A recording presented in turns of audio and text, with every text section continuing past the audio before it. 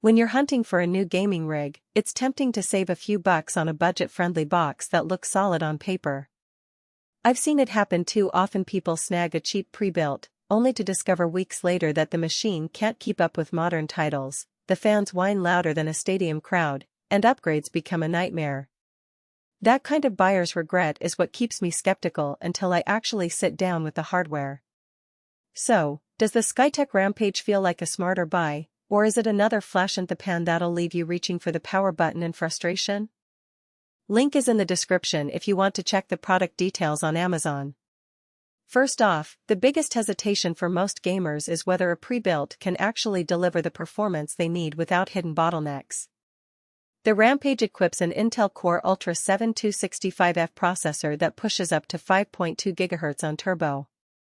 In everyday use, that means you'll breeze through the OS and launch games in a snap, rather than waiting for a sluggish boot. Pair that with an NVIDIA RTX 5060 Ti, and you're looking at solid 1080p and even smooth 1440p gameplay on titles like Cyberpunk 2077 or Horizon Forbidden West, provided you're okay with medium-high settings. If you're the kind of player who loves turning the graphics dial up to see every texture, the card's GDDR7 memory gives you that extra headroom without the overheating you sometimes see in cheaper builds. One of the practical strengths I noticed is the 1TB Gen4 NVMe SSD. Because it's a PCIe 4.0 drive, load times for large, open-world games drop dramatically. Think under 10 seconds from launch to playing in The Witcher 3's sprawling countryside. And with 32 GB of DDR5 RAM clocked at 6000 MHz, multitasking feels seamless. I tested a scenario where I kept Discord running, streamed a game on Twitch, and had Chrome tabs open for research. The system never stuttered, which is a real-world win for creators who want a single machine for both work and play. Cooling is another area where the Rampage tries to differentiate itself.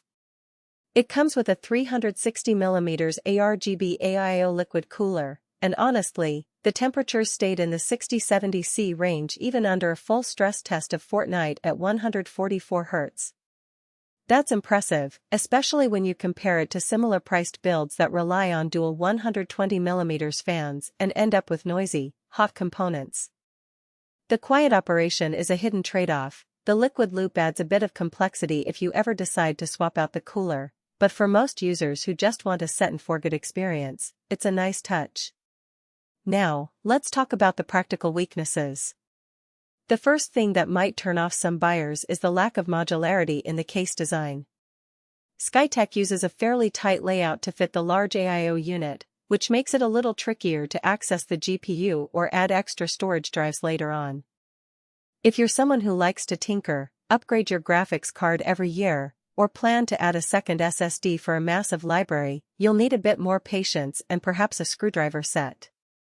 Also, the power supply, while a solid 850W gold-rated unit, is integrated and non-modular. That means you'll have a bundle of cables behind the motherboard, which can look messy and potentially obstruct airflow if you ever rearrange components. Another consideration is the Wi-Fi 802.11 AC adapter. It's perfectly adequate for most apartments or dorm rooms, but if you have a high-speed fiber connection and rely on stable, low-latency networking for competitive esports, a wired Ethernet connection is still the safest bet. The Rampage does include a gigabit Ethernet port, but the Wi-Fi's performance can degrade in congested environments. That's not a deal-breaker for casual gamers, but worth noting if you're aiming for sub-30 ms ping in titles like Valorant or CS:GO. Who should buy this machine? If you're a mid-range gamer who wants to dive into current AAA titles without constantly tweaking settings, and you appreciate a ready Togo system that looks sleek with its ARGB lighting, this is a solid match. It also fits creators who stream and edit on the same hardware thanks to the ample RAM and speedy SSD. The workflow feels fluid.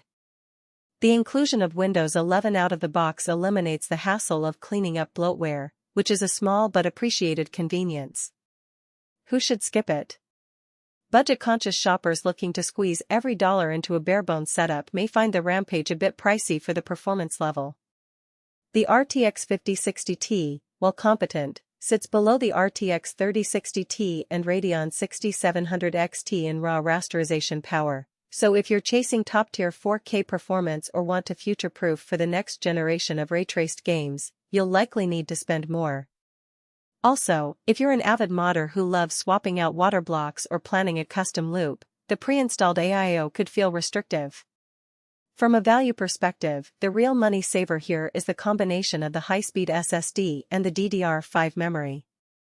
Those two components alone can shave minutes off load times and make multitasking feel snappy, which translates into less time waiting.